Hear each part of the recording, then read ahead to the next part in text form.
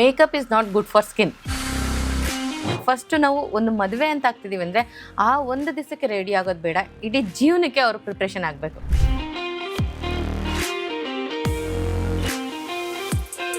ಇದ್ರ ಜೊತೆ ಔಟ್ಫಿಟ್ಸ್ ಕೂಡ ನಾವು ಕರೆಕ್ಟಾಗಿ ಪ್ಲಾನ್ ಮಾಡ್ಕೊಳ್ಬೇಕು. ಅಂದ್ರೆ ಮ್ಯಾಚಿಂಗೇ ಹಾಕೊಳ್ಬೇಕು ಅಂತೇನಿಲ್ಲ.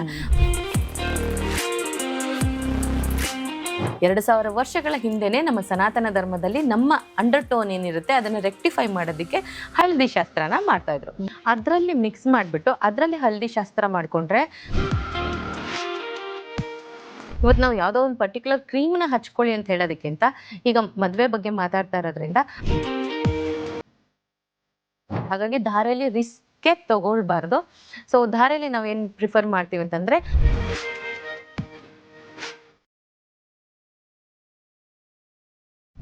ಈಗ ನ್ಯೂಡ್ ಶೇಡ್ಸ್ಗಳು ಅಂತ ಹಾಕೊಳ್ತಾ ಇರ್ತಾರೆ ತುಂಬಾ ಜನ. ನಾನು ಯಾವ ಬ್ರೈಡ್ಗೂ ನ್ಯೂಡ್ ಶೇಡ್ಸ್ ನ ಸಜೆಸ್ಟೇ ಮಾಡಲ್ಲ. ಯಾಕಂದ್ರೆ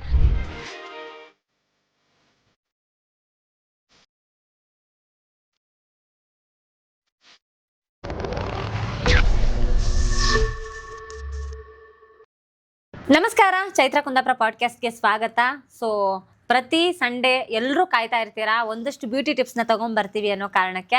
ಸೊ ಇವತ್ತು ನಾನು ನಮ್ಮ ನೆಚ್ಚಿನ ಆಯುರ್ವೇದಿಕ್ ಥೆರಪಿಸ್ಟ್, ಸೌಂದರ್ಯ ತಜ್ಞೆ, ಆರ್ಯಭಟ ಅವಾರ್ಡಿ ಎಲ್ಲನೂ ಆಗಿರುವಂತಹ ದೀಪಾ ನಾಗೇಶ್ ಅವರ ಜೊತೆ ಹೊಸ ಕಾನ್ಸೆಪ್ಟ್ನ ಇಟ್ಕೊಂಡು ಬಂದಿದ್ದೇನೆ. ಇವತ್ತಿನ ಕಾನ್ಸೆಪ್ಟ್ ಏನು, ಯಾವ ಟಿಪ್ಸ್ ಸಿಗುತ್ತೆ ಎಲ್ಲನೂ ಅವರ ಜೊತೆ ಚರ್ಚೆ ಮಾಡೋಣ. ಬನ್ನಿ, ಕಾರ್ಯಕ್ರಮಕ್ಕೆ ಸ್ವಾಗತ madam. Thank you so much. ಹೇಗಿದ್ದೀರಿ? Oh fine, thank you. So ಇವತ್ತು ಏನ್ ಟಿಪ್ಸ್ ಕೊಡೋಣ, ನಮ್ಮ ಆಡಿಯನ್ಸ್ ಅಲ್ಲಿ ಹೈಯೆಸ್ಟ್ ಎಲ್ಲರೂ ಕಮೆಂಟ್ ಮಾಡಿರ್ತಾರೆ. ಸೊ ಪ್ರಾಬ್ಲಮ್ಸ್ ನ ನಾವು ಸಾಲ್ವ್ ಮಾಡ್ತಾ ಹೋಗ್ತಾ ಇದೀವಿ. But still apart from the problems ಇವತ್ತೇನಾದ್ರೂ ಹೊಸದಾಗಿ ಸೀಸನ್ ಬೇಕಾಗಿರುವಂತದ್ದು ಹೇಳ್ತೀರಾ? ಇವಾಗ ನಾವು ಸ್ಕಿನ್ ಕೇರ್ ಹೇಳ್ಕೊಡ್ತೀವಿ, ಸಾಕಷ್ಟು ಹೇರ್ ಕೇರ್ ಬಗ್ಗೆ ಹೇಳ್ಕೊಡ್ತೀವಿ. ಆದ್ರೆ ಬಿಯಾಂಡ್ ದಟ್ ನಾವು ಇವತ್ತು ಮೇಕಪ್ ಬಗ್ಗೆ ಹೇಳ್ಕೊಡೋಣ. ಸೊ ಒಂದು ಒಳ್ಳೆ ಬ್ರೈಡಲ್ ಸೀಸನ್ ಸ್ಟಾರ್ಟ್ ಆಗ್ತಾ ಇದೆ. ಹಾಗಾಗಿ ಒಳ್ಳೆ ಬ್ರೈಡಲ್ ಮೇಕಪ್ ಮಾಡ್ಕೊಳ್ಬೇಕಂದ್ರೆ ಏನೆಲ್ಲ ಫಾಲೋ ಮಾಡ್ಬೇಕು ಅಂತ ಟಾಪ್ 10 ಟಿಪ್ಸ್ ನ ನಮ್ಮ ಬ್ರೈಡಲ್ ಸೀರೀಸ್ ಅಲ್ಲಿ ಸ್ಟಾರ್ಟ್ ಮಾಡೋಣ. ಸೊ ಇನ್ನೇನಿದ್ರು ಎಲ್ಲ ಮದುವೆ ಸೀಸನ್ ಶುರು ಆಗ್ತಾ ಇದೆ. ಮದುಮಕ್ಳು ಎಲ್ರು ಕೂಡ ಈ ಎಪಿಸೋಡ್ ನ ನೋಡ್ಬೇಕು. ಅಂಡ್ ಬ್ರೈಡ್ ಟು ಬಿ ಇರೋರ್ಗೆ ಈ ಎಪಿಸೋಡ್ ನ ಶೇರ್ ಮಾಡಿ. ಸೊ ದಟ್ ಯಾವ್ದು ಮೇಡಮ್ 10 ಮೇಕಪ್ ಟಿಪ್ಸ್ ಹೇಳೋದಕ್ಕಿಂತ ಮುಂಚೆ ಫಸ್ಟ್ ಬ್ರೈಡಲ್ ಅಂತ ಹೇಳಿದ ತಕ್ಷಣನೇ ನಾವು ಏನೆಲ್ಲ ಪ್ರಿಪ್ರೇಷನ್ ಮಾಡ್ಕೊಳ್ಬೇಕಾಗತ್ತೆ, ಮೆಂಟಲಿ, ಫಿಸಿಕಲಿ, ನಾವು ಎಮೋಷನಲಿ ಏನೆಲ್ಲ ಪ್ರಿಪ್ರೇಷನ್ ಮಾಡ್ಕೊಳ್ಬೇಕಾಗತ್ತೆ ಅಂತ ಹೇಳ್ಬಿಟ್ಟು ಆಮೇಲೆ ಮೇಕಪ್ ಟಿಪ್ ಹೇಳ್ಕೊಡೋಣ. ಯಾಕಂದ್ರೆ ಫಸ್ಟೇ ಹೇಳ್ಬಿಡ್ತೀನಿ, makeup is not good for skin. ಆಯ್ತಾ? ಸೊ ಹಾಗೆ ಎಲ್ಲರೂ ಹೇಳಲ್ಲ ಇದನ್ನ, ಎಲ್ಲ ಬ್ಯೂಟಿಷಿಯನ್ಸ್ಗಳು. ಹೌದೌದು. So it is just a cosmetic ಅಷ್ಟೇ, it's not a skin care. So ಹಾಗಾಗಿ ನಾವು ಫಸ್ಟ್ ಪ್ರೆಪಿಂಗ್ ಹೇಳ್ಕೊಟ್ಬಿಡೋಣ, ಸ್ಕಿನ್ ಕೇರ್ ಪ್ರೆಪಿಂಗ್ ಹೇಳ್ಕೊಟ್ಬಿಡೋಣ, ಆಮೇಲೆ ಮೇಕ್ ಓವರ್ ಟಿಪ್ಸ್ ನ ಹೇಳ್ಕೊಟ್ರೆ ಈಸಿ ಆಗುತ್ತೆ. ಎಲ್ಲರಿಗೂ ಫಸ್ಟ್ ಹೇಳ್ತೀವಿ, ತುಂಬಾ ಜನ ಕನ್ಫ್ಯೂಷನ್ ಇದೆ. ನಾವು ಆಯುರ್ವೇದಿಕ್ ಮನೆ ಮದ್ದಿನ ಟಿಪ್ಸ್ ನ ಹೇಳ್ತೀವಿ, ಸ್ಕಿನ್ ಕೇರ್, ಹೇರ್ ಕೇರ್ ಅಂದ್ರೆ ಮೇಕಪ್ ನ ವಿರೋಧಿಗಳ ಕೇಳಿದ್ರೆ ಮೇಕಪ್ ನ ವಿರೋಧಿಗಳಲ್ಲ. ಹಂಗಂತ ಎಕ್ಸೆಸಿವ್ ಮೇಕಪ್ ನ ನಾವು ಸಪೋರ್ಟ್ ಮಾಡಲ್ಲ. ಸೊ ಡೈಲಿಗೆ ನೀವು ಹೆವಿ ಮೇಕಪ್ ಮಾಡ್ಕೊಳ್ಳಿ ಅಂತ ಕೂಡ ಸಪೋರ್ಟ್ ಮಾಡಲ್ಲ. ಮೇಕಪ್ ಅಂಡ್ ಸ್ಕಿನ್ ಕೇರ್ ಎರಡು ಡಿಫ್ರೆಂಟ್. ಇದನ್ನ ಅರ್ಥ ಮಾಡ್ಕೋಬೇಕು. ಮೇಕಪ್ ಅನಿವಾರ್ಯ ಸಿಚುವೇಶನ್ಸ್ ಇರುತ್ತೆ ಅಥವಾ ಕೆಲವು ಸಂದರ್ಭಗಳಲ್ಲಿ ಬೇಕಾಗುತ್ತೆ. ಹಂಗಂತ ಅದು ನಮ್ ಸ್ಕಿನ್ ನ ಡ್ಯಾಮೇಜ್ ಮಾಡಬಾರ್ದು ಅನ್ನೋ ಕಾರಣಕ್ಕೆ ನಾವು ಸ್ಕಿನ್ ಕೇರ್ ಹೇಳ್ತೀವಿ. ಸೊ ಕನ್ಫ್ಯೂಷನ್ ಮಾಡ್ಕೋಬೇಡಿ. ಸ್ಕಿನ್ ಕೇರ್ಗೂ ಮೇಕಪ್ಗೂ, skin care home remedies ayurvedic related ಮಾಡ್ತೀವಿ. ಮೇಕಪ್ ಅಫ್ಕೋರ್ಸ್ ಕಾಸ್ಮೆಟಿಕ್ಸ್ ನಲ್ಲಿ ಕೆಮಿಕಲ್ಸ್ ಇರುತ್ತೆ. ಸೊ ಅದಕ್ಕೆ ಹೆಂಗ್ ಪ್ರಿಕಾಷನ್ಸ್ ತಗೊಂಡು ಮೇಕಪ್ ಮಾಡ್ಬೇಕು ಅಂತ ಹೇಳೋಣ. ಸೊ ಹೇಳಿ, ಮದುವೆ ಅನ್ನೋದೊಂದು ಮೇಜರ್ ಘಟ್ಟ ಅಂತಾನೆ ಹೇಳ್ಬೋದು. ಇಟ್ಸ್ ಅ ಟರ್ನಿಂಗ್ ಪಾಯಿಂಟ್ ಅಂತ ಹೇಳ್ಬೋದು. ಸೊ ಆ ಬಿಗ್ ಡೇಗೆ ರೆಡಿ ಆಗ್ಬೇಕಂದ್ರೆ ಒಂದು ಮೆಂಟಲಿ, ಫಿಸಿಕಲಿ, ಫೈನಾನ್ಷಿಯಲಿ ಅಂತೂ ರೆಡಿ ಆಗ್ಲೇಬೇಕಾಗತ್ತೆ. ಸೊ ಎಮೋಷನಲಿ ಕೂಡ ರೆಡಿ ಆಗ್ಬೇಕಾಗತ್ತೆ. ಇದಕ್ಕೆ ಫಸ್ಟ್ ನಾನು ಬ್ರೈಡ್ಗೆ ಅಥವಾ ಗ್ರೂಮ್ ಇಬ್ರಿಗೂ ಹೇಳೋದಾದ್ರೆ, ಫಸ್ಟ್ ನಾವು ಒಂದು ಮದುವೆ ಅಂತ ಆಗ್ತಿದೀವಿ ಅಂದ್ರೆ ಆ ಒಂದು ದಿವಸಕ್ಕೆ ರೆಡಿ ಆಗೋದು ಬೇಡ, ಇಡೀ ಜೀವನಕ್ಕೆ ಅವ್ರ ಪ್ರಿಪ್ರೇಷನ್ ಆಗ್ಬೇಕು.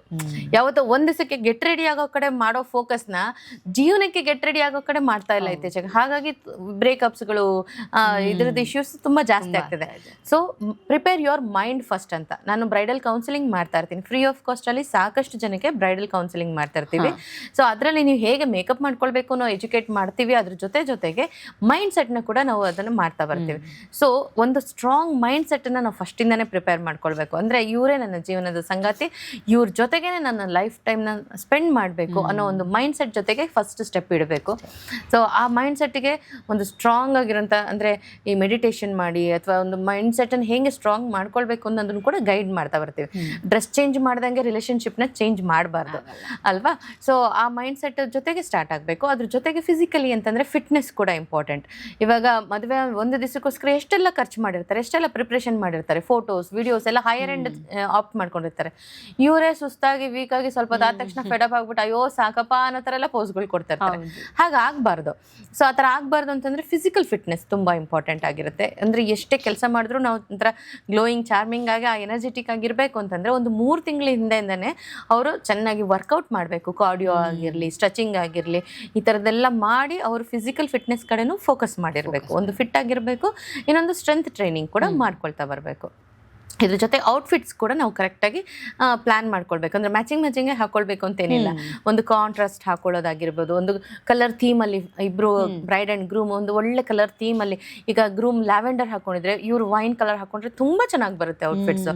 ಸೊ ಈ ಥರದ್ದೆಲ್ಲ ನಾವು ಫಸ್ಟ್ ಅವ್ರಿಗೆ ಕೌನ್ಸಿಲಿಂಗ್ ಮಾಡಿರ್ತೀವಿ.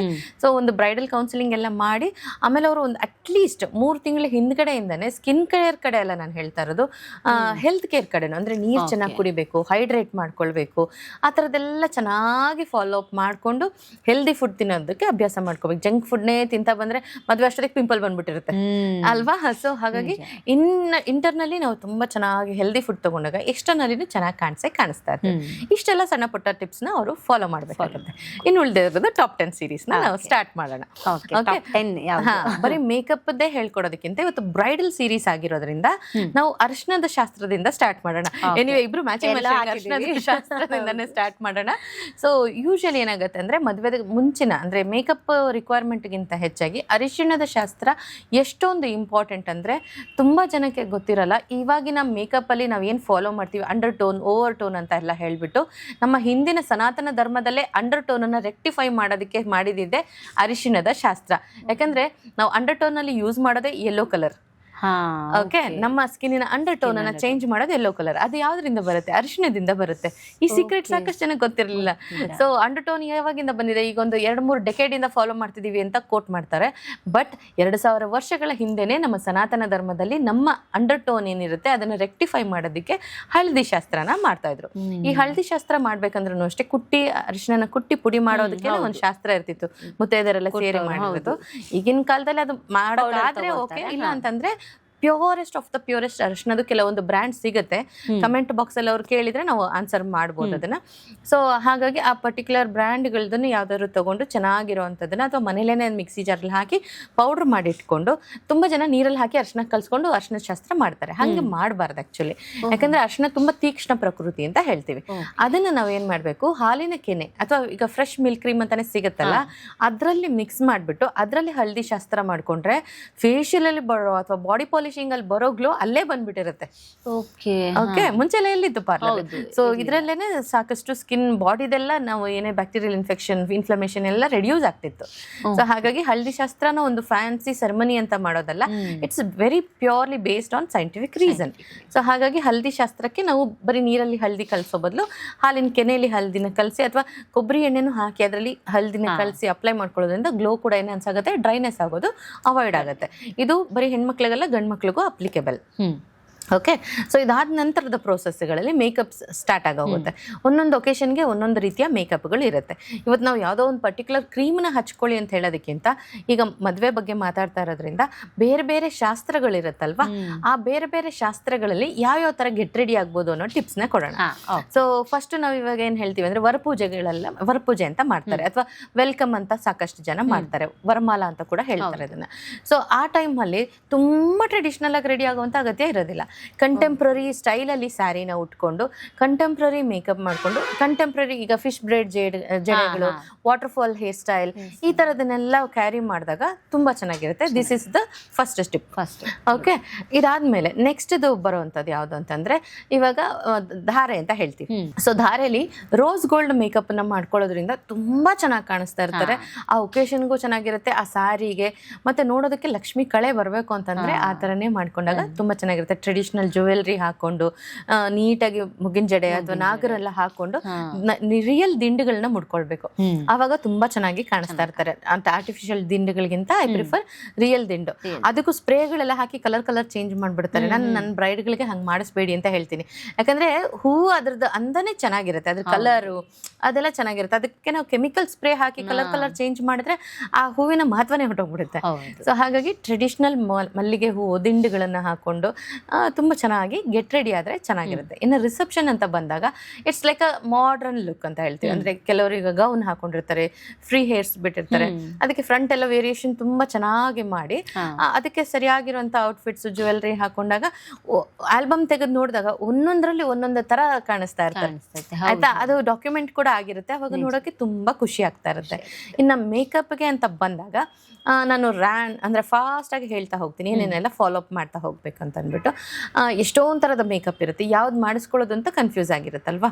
ಸೊ ಫಸ್ಟ್ ಸ್ಕಿನ್ನ ಅನಾಲಿಸಿಸ್ ಮಾಡ್ಕೊಳ್ಳೋದು ತುಂಬ ಇಂಪಾರ್ಟೆಂಟ್. ನನ್ನ ಸ್ಕಿನ್ಗೆ ನಾನೇ ಒಳ್ಳೆ ಅನಾಲಿಸಿಸ್ ಮಾಡ್ಕೊಳ್ಳೋದಕ್ಕೆ ಸಾಧ್ಯ. ಆಯಿಲಿನ ಡ್ರೈನ ಕಾಂಬಿನೇಷನ್ ಅಂತ ಫಸ್ಟ್ ಫೈಂಡ್ ಔಟ್ ಮಾಡ್ಕೊಳ್ಬೇಕು. ಒಂದು ಒಳ್ಳೆ ಮೇಕಪ್ ಆರ್ಟಿಸ್ಟ್ನ ಅಪ್ರೋಚ್ ಮಾಡಬೇಕು. ಸೊ ಫಸ್ಟ್ ಕೌನ್ಸಿಲಿಂಗ್ ಮಾಡಲೇಬೇಕು. ಎಲ್ಲೋ ಫೋನಲ್ಲಿ ಕುತ್ಕೊಂಡು ಬ್ರೈಡಲ್ ಬುಕಿಂಗ್ ಮಾಡಿಬಿಟ್ಟು ಅವತ್ತು ಅವ್ರು ಬಂದು ಮಾಡ್ತಾರೆ ಅನ್ನೋದು ಮಿತ್. ಸೊ 1-to-1 ಇಂಟ್ರಾಕ್ಷನ್ ಆಗಬೇಕು. ನನ್ನ ಔಟ್ಫಿಟ್ಸ್ ಈ ಥರ ಇದೆ, ಅದಕ್ಕೆ ಈ ಥರ ಒಕೇಶನ್ಗೆ ಯಾವ ರೀತಿ makeup and hair style suit ಆಗುತ್ತೆ, ಇನ್ಕ್ಲೂಡಿಂಗ್ ಜ್ಯುವೆಲ್ರಿನೋ ಕಂಪ್ಲೀಟ್ ಅಂದರೆ ಒಂದು ನಾವು ಡಿಸ್ಕಷನ್ ಮಾಡಿದಾಗ ಅಷ್ಟೇ ಒಂದು ಒಳ್ಳೆ ಔಟ್ಪುಟ್ ಬರೋದಕ್ಕೆ ಸಾಧ್ಯ ಆಗುತ್ತೆ. ಸೊ ಹಾಗಾಗಿ ನಾನು ಏನು ಪ್ರಿಫರ್ ಮಾಡ್ತೀನಿ ಅಂತಂದರೆ ವರಪೂಜೆಯಲ್ಲಿ ತುಂಬ ಸಾಫ್ಟ್ ಆ್ಯಂಡ್ ಸಟಲ್ ಲುಕ್ ಇರಬೇಕಲ್ವಾ. ಲಿಕ್ವಿಡ್ ಮೇಕಪ್ ಅಂತ ಹೇಳ್ತೀವಿ, ಲಿಕ್ವಿಡ್ ಫೌಂಡೇಶನ್ಸ್ಗಳನ್ನ ಯೂಸ್ ಮಾಡಿಕೊಂಡು ಮಾಡುವಂಥದ್ದು. ಅದು ದೊಡ್ಡ ಒಕೇಶನ್ ಆಗಿರಲ್ಲ, ಬಟ್ ತುಂಬ ಚೆನ್ನಾಗಿ ಕಾಣಿಸ್ಬೇಕಾಗಿರೋದ್ರಿಂದ ವರಪೂಜೆಯಲ್ಲಿ ಲಿಕ್ವಿಡ್ ಮೇಕಪ್ನ ಮಾಡ್ಕೊಂಡ್ರೆ ತುಂಬ ಚೆನ್ನಾಗಿ ಕಾಣಿಸ್ತಾ ಇರ್ತಾರೆ. ಅಂದರೆ ತುಂಬ ಹೆವಿನೂ ಫೀಲ್ ಆಗಿರಲ್ಲ ಅವ್ರಿಗೆ, ಆರಾಮಾಗಿ ರಿಲ್ಯಾಕ್ಸ್ ಆಗಿ ಚಿಕ್ಕ ಫಂಕ್ಷನ್ ಆಗಿರೋದ್ರಿಂದ HD, ಅದರಲ್ಲೂ HD ಬರುತ್ತೆ. HD ಲಿಕ್ವಿಡ್ ಫೌಂಡೇಶನ್ಸ್ಗಳನ್ನ ಯೂಸ್ ಮಾಡೋದು ಬೆಟರ್ ಇರುತ್ತೆ. ಆಮೇಲೆ ಐ ಮೇಕಪ್ ಕಡೆನೂ ಅಷ್ಟೇ ಸಾಫ್ಟ್ ಆ್ಯಂಡ್ ಗ್ಲಾಮರ್ ಎರಡೂ ಮಿಕ್ಸ್ ಆ್ಯಂಡ್ ಮ್ಯಾಚ್ ಮಾಡ್ಕೊಳ್ಬೋದು. ವಿಂಗ್ ಐಲೈನರ್, ಎಕ್ಸ್ಟೆನ್ಷನ್ ಐಲೈನರ್ಸ್ನ ಕ್ರಿಯೇಟ್ ಮಾಡುವಂಥದ್ದು, ಆಮೇಲೆ ಈಗ ಕಟ್ ಕ್ರೀಸ್ ಮೆಥಡ್ನೆಲ್ಲ ಫಾಲೋ ಮಾಡುವಂಥದ್ದು, ಇದನ್ನೆಲ್ಲ ನಾವು ವರಪೂಜೆಯಲ್ಲಿ ಮಾಡಿದಾಗ ನೋಡೋದಕ್ಕೆ ಕೂಡ ತುಂಬ ಚೆನ್ನಾಗಿ ಕಂಟೆಂಪ್ರರಿ ಲುಕ್ ಬರುತ್ತೆ ಅದರಲ್ಲಿ. ಓಕೆ, ಸೊ ಅದರಲ್ಲಿ ಹೇರ್ ಸ್ಟೈಲ್ನ ಕೂಡ ನಾವು ಫಿಶ್ ಬ್ರೇಡ್ ಅಥವಾ ಈಗ ವಾಟರ್ ಫಾಲ್ ಹೇರ್ ಸ್ಟೈಲ್ ಅಂತೆಲ್ಲ ಹಾಕ್ತೀವಲ್ಲ, ಆ ಥರದ್ದೆಲ್ಲ ಹಾಕಿದಾಗ ಲೂಸ್ ಹೇರ್ ಸ್ಟೈಲ್ ಮಾಡ್ಕೊಂಡು ಚೆನ್ನಾಗಿ ಕಾಣಿಸ್ತಾ ಇರ್ತಾರೆ. ಸೊ ಇದು ವರಪೂಜೆಗೆ ಮೇಕಪ್ ಟಿಪ್ ಆಗುತ್ತೆ. ಧಾರೆಗೆ ಹೋದಾಗ ನಾವು ಯಾವ ರೀತಿ ಫೌಂಡೇಶನ್ಸ್ನ ಸೆಲೆಕ್ಟ್ ಮಾಡ್ಕೊಳ್ಬೇಕು ಅನ್ನೋದು ತುಂಬ ಇಂಪಾರ್ಟೆಂಟ್. ಈಗಷ್ಟೇ ನಾನು ಹೇಳಿದ್ನಲ್ಲ, ಅದು ಸ್ವಲ್ಪ ಹೆವಿ ಅಥವಾ ಬಿಗ್ ಒಕೇಶನ್ ಆಗಿರೋದ್ರಿಂದ ಅಂಡರ್ ಟೋನ್ ಓವರ್ ಟೋನ್ ಕಡೆ ತುಂಬ ಫೋಕಸ್ ಮಾಡಿರಬೇಕು. ಇಲ್ಲಾಂದ್ರೆ ಗ್ರೇಯಿಶ್ ಆಗ್ಬಿಡ್ತಾರೆ, ಅಂದ್ರೆ ಬೂದಿ ಥರ ಕಾಣಿಸೋದು, ಇಲ್ಲಾಂದ್ರೆ ಬೆಳ್ಳಗೆ ಒಂಥರ ತುಂಬ ಇರೋದಕ್ಕಿಂತ ಡಸ್ಕಿಯಾಗಿ ಕಾಣಿಸೋಂಥ ಚಾನ್ಸಸ್ ಇದೆಲ್ಲ ಇರುತ್ತೆ. ಹಾಗಾಗಿ ಧಾರೆಯಲ್ಲಿ ರಿಸ್ಕ್ ತಗೊಳ್ಬಾರ್ದು. ಸೊ ಧಾರೆಯಲ್ಲಿ ನಾವೇನು ಪ್ರಿಫರ್ ಮಾಡ್ತೀವಿ ಅಂತಂದ್ರೆ ಆಯಿಲ್ ಬೇಸ್ಡ್ ಮೇಕಪ್ ಅಂತ ಹೇಳ್ತೀವಿ, ಕ್ರೀಮ್ ಓರಿಯೆಂಟೆಡ್ ಮೇಕಪ್ ಅಂತ. ಅದರಲ್ಲಿ ಶಿಯಾ ಬಟರ್ ಕೂಡ ಇರುತ್ತೆ, ಹಾಗಾಗಿ ಅದು ಗ್ಲಾಸಿ ಎಫೆಕ್ಟ್ ಕೂಡ ಬರುತ್ತೆ, ತುಂಬಾ ಚೆನ್ನಾಗಿ ಕಾಣಿಸ್ತಾ ಇರ್ತಾರೆ, ಮಹಾಲಕ್ಷ್ಮಿ ತರನೇ ಕಾಣಿಸ್ತಾ ಇರ್ತಾರೆ. ಸೊ ಕ್ರೀಮ್ ಬೇಸ್ ಫೌಂಡೇಶನ್ಸ್ಗಳನ್ನ ಯೂಸ್ ಮಾಡಬೇಕು. ಕಂಪಲ್ಸರಿಯಾಗಿ undertone and overtone use ಮಾಡಲೇಬೇಕಾಗತ್ತೆ ಧಾರೆಯಲ್ಲಿ. ಅವಾಗಷ್ಟೇ ನಿಮಗೆ ಹೆವಿ ಲೈಟ್ಸ್, ಹೆವಿ ಕ್ಯಾಮ್ರಾ ಇದ್ದಾಗಲೂ ಕೂಡ ನಾವು ತುಂಬ ಚೆನ್ನಾಗಿ ಕಾಣಿಸ್ತಾ ಇರ್ತೀವಿ. And it's a big occasion, ತುಂಬ ಹೊತ್ತು ಅವ್ರಿಗೆ ಸಸ್ಟೈನ್ ಆಗಬೇಕಾಗಿರೋದ್ರಿಂದ ಅದು ತುಂಬ ಚೆನ್ನಾಗಿ ಕಾಣಿಸ್ತಾ ಇರುತ್ತೆ. ನೆಕ್ಸ್ಟ್ ಬಂದು ಇವಾಗ ಡೆಸ್ಟಿನೇಷನ್ ವೆಡ್ಡಿಂಗ್ ಅಂತ ಕೂಡ ಮಾಡ್ಕೊತಾ ಇರ್ತಾರೆ, ಅಥವಾ ರಿಸೆಪ್ಷನ್ನ ಹೊರಗಡೆ ಮಾಡ್ಕೊಳ್ತಾ ಇರ್ತಾರೆ, ಔಟ್ಡೋರ್ ಶೂಟ್ ಎಲ್ಲ ಇರುತ್ತೆ. ಸೊ ಅಂಥ ಟೈಮಲ್ಲಿ ನಾವೇನು ಪ್ರಿಫರ್ ಮಾಡ್ತೀವಿ ಅಂದರೆ ಪ್ಯಾನ್ ಕೇಕ್ ಓರಿಯೆಂಟೆಡ್ ಮೇಕಪ್ಗಳನ್ನ ಮಾಡ್ಕೊಂಡಾಗ ಔಟ್ಡೋರಲ್ಲಿ ಕೂಡ ತುಂಬ ಚೆನ್ನಾಗಿ ಕಾಣಿಸ್ತಾ ಇರ್ತಾರೆ. ಸ್ಟಿಕಿ, ಗ್ಲಾಸಿ ಅಥವಾ ತುಂಬ ಹೆವಿ ಅಂತ ಅವ್ರಿಗೆ ಅನ್ಸೋದಿಲ್ಲ. ಇನ್ ಕೇಸ್ ಡೇ ಲೈಟಲ್ಲಿ ಮಾಡ್ಕೊಂಡ್ರು ಕೂಡ ಅದು ಓವರ್ ಸ್ವೆಟ್ ಆಗೋದಕ್ಕೆ ಬಿಡಲ್ಲ. So it is 100% sweat proof makeup ಆಗಿರುತ್ತೆ. ಸೊ ಆ ಥರದನ್ನ ಮೇಕಪ್ ಮಾಡ್ಕೊಂಡಾಗ ರಿಸೆಪ್ಷನ್ ಅಲ್ಲಿ ತುಂಬಾ ಚೆನ್ನಾಗಿ ಕ್ಯಾರಿ ಮಾಡ್ಬೋದು. ಲೈಟ್ ವೇಟ್ ಇರುತ್ತೆ.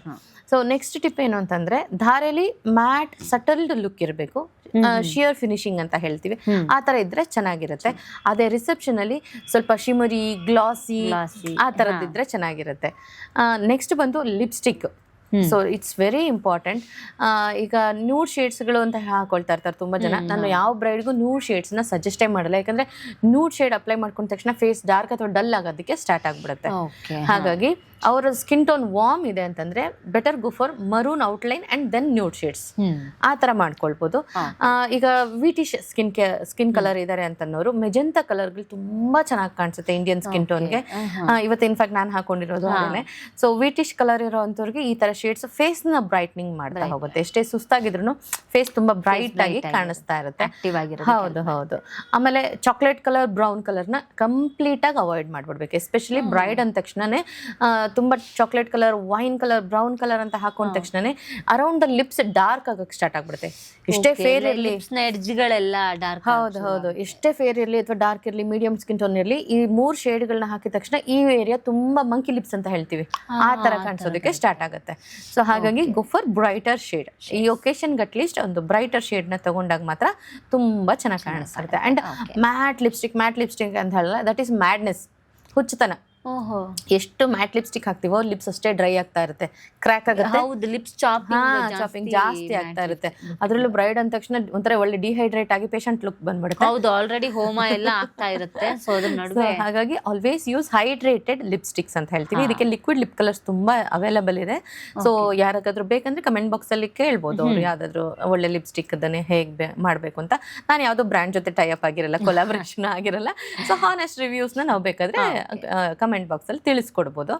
ಸೊ ಹಾಗಾಗಿ ಲಿಪ್ಸ್ಟಿಕ್ ಹಚ್ಚಿದ ಮೇಲೆ ಅದ್ರ ಮೇಲೆ ಹೈಡ್ರೇಟಿಂಗ್ ಲಿಪ್ ಗ್ಲಾಸ್ ಅಂತಾನೆ ಬರುತ್ತೆ, ಅದನ್ನ ಅಪ್ಲೈ ಮಾಡ್ಕೊಳ್ಬೋದು. ಈಗ ಯಾವ್ದು ಹಾಗೆ ತಗೊಳ್ಳಿ ಅಂತ ಕನ್ಫ್ಯೂಸ್ ಆದ್ರೆ ಇಷ್ಟ ಬಂದಿರುವಂತದ್ದು ಯಾವ್ದೋ ಫೇವ್ರೇಟ್ ಲಿಪ್ಸ್ ಬ್ರ್ಯಾಂಡ್ ತಗೊಂಡಿದ್ರು ಲಿಪ್ಸ್ಟಿಕ್ ಬ್ರ್ಯಾಂಡ್ ಅದು, ಅದ್ರ ಮೇಲೆ ಹೈಡ್ರೇಟಿಂಗ್ ಲಿಪ್ ಬಾಮ್ ಅಂತ ನಾವು ಹಾಕ್ತಿವಿ ಬ್ರೈಡಲ್ ಮೇಕಪ್ ಅಲ್ಲಿ.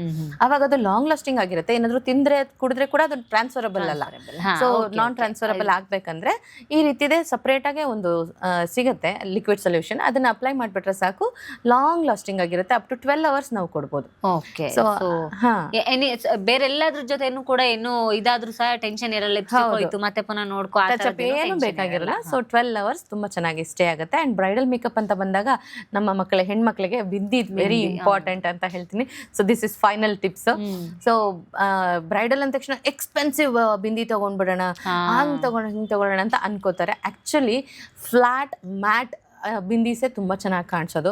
ಇಲ್ಲಾಂದ್ರೆ ಈಗ ಲೈಟಿಂಗ್ ಇದ್ರಲ್ಲಿ ಕ್ಯಾಮ್ರಾದಲ್ಲಿ ಒಂದೊಂದ್ಸತಿ ಅದು ಸ್ಪಾರ್ಕಲ್ ಆಗ್ಬಿಟ್ಟು ಬಿಂದಿನೇ ಇಟ್ಟಂಗೆ ಕಾಣಿಸಲ್ಲ. ಹೌದು, ಈ ಸ್ಟೋನ್ ಮೇಲೆ ಲೈಟ್ ಬಿದ್ದು ಕೆಲವು ಸ್ಟೋನ್ ಸ್ಟಿಕ್ಕರ್ಸ್ ಎಲ್ಲ ಇಡ್ತಾರೆ, ಸೊ ಲೈಟ್ ಬಿದ್ದು ಕಾಣಿಸೋದೇ ಇಲ್ಲ.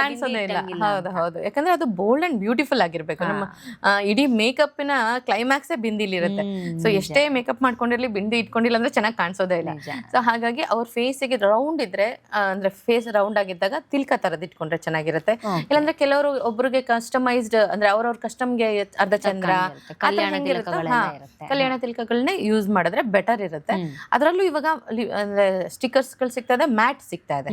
ಸೊ ಆದಷ್ಟು ಮೋನೋಟೋನ್ ಒಂದೇ ಕಲರ್ದು ಅಂದ್ರೆ ಮೆರೂನ್ ಕಲರ್ದನ್ನ ತಗೊಂಡ್ರೆ ಬೆಟರ್ ಇರುತ್ತೆ. ಕಲರ್ ಯೂಸ್ ಮಾಡೋ ಬದಲಿಗೆ ಮೋನೋಟೋನ್ ಸಿಂಗಲ್ ಕಲರ್ ಆ ತರದ್ ಯೂಸ್ ಮಾಡಿದ್ರೆ ಅದು ಮ್ಯಾಟ್ ಇರಬೇಕು, ಜಾಸ್ತಿ ಸ್ಟೋನ್ ಇರಬಾರ್ದು ಅದ್ರಲ್ಲಿ. ಹಂಗೊಂದ್ ವೇಳೆ ಸ್ಟೋನ್ ಸ್ಟಿಕ್ಕರ್ ಇಷ್ಟಪಡ್ತಾರೆ ಅಂದ್ರೆ ಒಂದು ಮ್ಯಾಟ್ ಸ್ಟಿಕ್ಕರ್ ಇಟ್ಕೊಂಡು ಅದ್ರ ಕೆಳಗಡೆ ಪುಟ್ಟ ಸ್ಟೋನ್ ಸ್ಟಿಕ್ಕರ್ ಇಟ್ಕೊಳ್ಬಹುದು ಅವ್ರ ಸಮಾಧಾನ. So it should be bold and beautiful always. So ಹಾಗೆ ಶೃಂಗ ಭಾಗನ ತಲುಪಿದೀವಿ ಇವಾಗ. ಸೊ ಇದಿಷ್ಟು ಬ್ರೈಡಲ್ ಟಿಪ್ಸ್, ಟಾಪ್ 10 ಟಿಪ್ಸ್ ಅವ್ರಿಗೆ ಖಂಡಿತವಾಗ್ಲೂ ಯೂಸ್ ಆಗುತ್ತೆ ಅನ್ಕೋತೀನಿ. ನಿಮ್ಮ ಶೋ ನೋಡೋ ಅಂತ ಎಲ್ಲಾ ಬ್ರೈಡ್ಗಳು ಒಂದು ಮದ್ವೆ ಚೆನ್ನಾಗಾಗ್ಲಿ, ಅದ್ರ ಜೊತೆಗೆ ಮೇಕಪ್ ಕೂಡ ತುಂಬಾ ಚೆನ್ನಾಗಿ ಬರ್ಲಿ, ಆ ಡೇ ತುಂಬಾ ಚೆನ್ನಾಗಿ ಸೆಲೆಬ್ರೇಟ್ ಮಾಡಿ ಫೀಲ್ ಲೈಕ್ ಅ ಪ್ರಿನ್ಸಸ್ ಅಂತ ಹೇಳಕ್ ಇಷ್ಟಪಡ್ತೀನಿ. ಚೆನ್ನಾಗಿದ್ಯಾ ಇಲ್ವಾ ಅಂತ ಇನ್ನೊಬ್ರನ್ನ ಒಪಿನಿಯನ್ ಕೇಳೋ ಬದಲು ನಿಮ್ಗೆ ಏನ್ ಬೇಕು ಅಂತ ನಿಮ್ಮ ಬ್ಯೂಟಿಷಿಯನ್ ಅಥವಾ ಮೇಕಪ್ ಆರ್ಟಿಸ್ಟ್ ಹತ್ರ ಕನ್ಸಲ್ಟ್ ಮಾಡಿ ಅದೇ ರೀತಿ ಗೆಟ್ ರೆಡಿ ಆಗಿ. ಬೇರೆ ಯಾರಾದ್ರೂ ಅದ್ ಚೆನ್ನಾಗಿಲ್ಲ ಇದು ಚೆನ್ನಾಗಿಲ್ಲ ಅಂದ್ರೆ ಎಲ್ಲರನ್ನೂ ಮಿಚ್ಚಕ್ ಸಾಧ್ಯನೇ ಇಲ್ಲ. ಹೌದು, ಅಂಡ್ ಆ ಕನ್ಫ್ಯೂಷನ್ಸ್ ಇದ್ದಾಗ ಏನು ಮಾಡ್ಕೊಳ್ಳೋಕ್ಕಾಗೋದಿಲ್ಲ ಅಂತ 10 ಜನ 10 ಸಜೆಷನ್ಸ್ ಕೊಡ್ತಾರೆ. ಸೊ ಅದ್ರ ಬದಲು ಈ ತರದ ನಮ್ಮ ಎಪಿಸೋಡ್ ನಲ್ಲಿ ಬರುವಂತ ಸಜೆಷನ್ಸ್ ಗಳನ್ನ ನೀವು ಟ್ರೈ ಮಾಡಬಹುದು. ಸೊ ನೆಕ್ಸ್ಟ್ ಎಪಿಸೋಡ್ ಅಲ್ಲಿ ಇನ್ನೆಷ್ಟು ಬ್ರೈಡಲ್ ಟಿಪ್ಸ್ ಕೊಡೋ ಟ್ರೈ ಮಾಡೋಣ. ನಿಮ್ಗೆ ಬ್ರೈಡಲ್ ಟಿಪ್ಸ್ ಬೇಕು ಅಥವಾ ಮೇಕಪ್ ಟಿಪ್ಸ್ ಬೇಕು ಅಂತಿದ್ರೆ ಡೆಫಿನೆಟ್ಲಿ ಕಮೆಂಟ್ ಮಾಡಿ. ಸೊ ಯಾವ್ದು ಹೈಯೆಸ್ಟ್ ಕಮೆಂಟ್ ಬರುತ್ತೆ ಆ ರಿಲೇಟೆಡ್ ನೆಕ್ಸ್ಟ್ ಎಪಿಸೋಡ್ಸ್ ನಲ್ಲಿ ನಾವು ಡಿಸ್ಕಷನ್ ಕಂಟಿನ್ಯೂ ಮಾಡ್ತೀವಿ. So thank you so much ma'am, thanks a lot. Always my pleasure. ಎಲ್ಲಾ ಬ್ರೈಡ್ಸ್ ಗಳಿಗೂ ನಿಜವಾಗ್ಲೂ ತುಂಬಾ ಒಂದು ದೊಡ್ಡ ಹೆಡೇಕ್ ಅಂಡ್ ಕನ್ಫ್ಯೂಷನ್ ನೀವು ಕ್ಲಿಯರ್ ಮಾಡಿದ್ದೀರಿ. ಸೊ ನೋಡಿದ್ರಲ್ಲ, ಇವತ್ತು ದೀಪಾ ನಾಗೇಶ್ ಅವರು ನಮ್ಮ ಜೊತೆ ಬ್ರೈಡಲ್ ಟಿಪ್ಸ್ ನ ಕೊಟ್ಟಿದ್ದಾರೆ. ಸೊ ಇದನ್ನ ನೀವು ಫಾಲೋ ಮಾಡಿ, ಬ್ರೈಡ್ ಟು ಬಿಗೂ ಶೇರ್ ಮಾಡಿ. ಸೊ ನಿಮ್ಮ ಬಿಗ್ ಡೇನ ಇನ್ನಷ್ಟು ಕಾಮ್ ಅಂಡ್ ರಿಲ್ಯಾಕ್ಸ್ಡ್ ಆಗಿ ಸೆಲೆಬ್ರೇಟ್ ಮಾಡಿ. ಸೊ ಮತ್ತೆ ಮುಂದಿನ ಎಪಿಸೋಡ್ ಅಲ್ಲಿ ಮತ್ತೆ ಸಿಗ್ತೀನಿ. ನಮಸ್ಕಾರ.